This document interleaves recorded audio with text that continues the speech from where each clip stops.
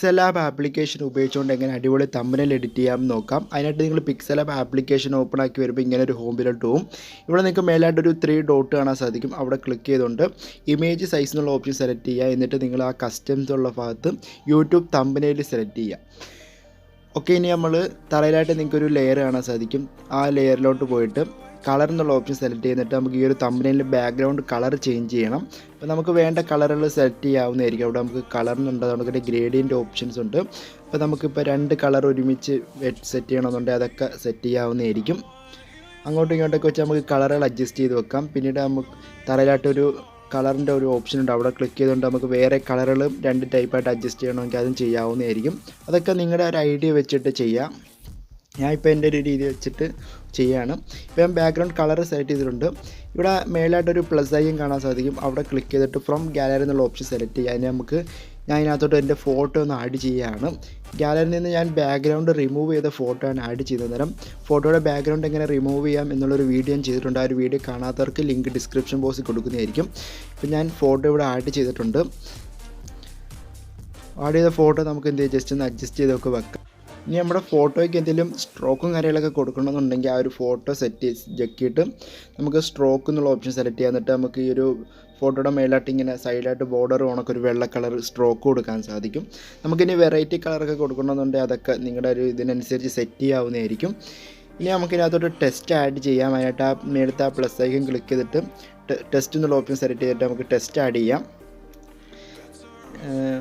ഇപ്പോൾ YouTube തമ്പനെയിൽ create എന്നുള്ളൊരു ടെസ്റ്റാണ് ഞാൻ ടൈപ്പ് ചെയ്യുന്നത്. അപ്പം ഞാൻ രണ്ട് കളറായിട്ടാണ് ടെസ്റ്റ് ആഡ് ചെയ്യാൻ ഉദ്ദേശിക്കുന്നത്. നമുക്ക് കളറും കാര്യങ്ങളൊക്കെ കൊടുക്കാന്നുണ്ടെങ്കിൽ നല്ലൊരു ഭംഗിയും കാര്യങ്ങളൊക്കെ കിട്ടുന്നതായിരിക്കും. ഇപ്പോൾ ഞാൻ യൂട്യൂബ് തമ്പനെയിൽ മാത്രം ടൈപ്പ് ചെയ്തിട്ട് ഇനി നമുക്ക് അതിന് വേറൊരു കളർ കൊടുക്കാം. ഇപ്പോൾ ഞാൻ ഫോണ്ട് സെറ്റ് ചെയ്യുകയാണ്. AB എന്നുള്ള ഓപ്ഷൻ സെലക്ട് ചെയ്തിട്ട് ഞാൻ നല്ലൊരു ഫോണ്ട് ഇവിടെ സെറ്റ് ചെയ്ത് വെക്കുകയാണ്. ഇനി ബാക്ക്ഗ്രൗണ്ട് ഇതോണക്ക് ബാക്ക്ഗ്രൗണ്ട് കളർ കൊടുക്കണമെന്നുണ്ടെങ്കിൽ നമുക്ക് അതും ചെയ്യാവുന്നതായിരിക്കും. ടെസ്റ്റിന് സ്ട്രോക്കും കാര്യങ്ങളൊക്കെ അതിന് അഡ്ജസ്റ്റ് ചെയ്യാം.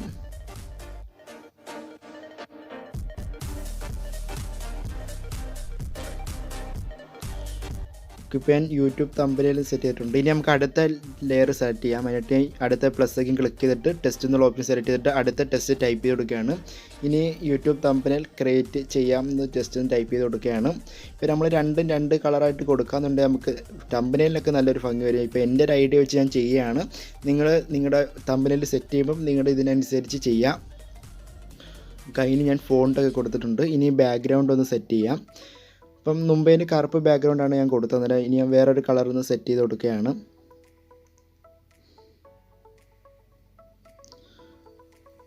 ഓക്കെ, ഇനി ഞാൻ ആ ഒരു ഫോണ്ടിന് സ്ട്രോക്കും കാര്യങ്ങളൊക്കെ ഒന്ന് അഡ്ജസ്റ്റ് ചെയ്യുകയാണ്.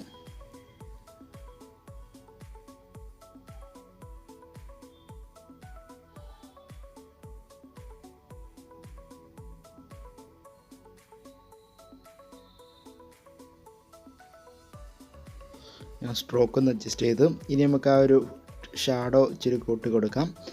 പിന്നീട് ഇന്നർ ഷാഡോ ഒന്ന് കൂട്ടി കൊടുക്കാം.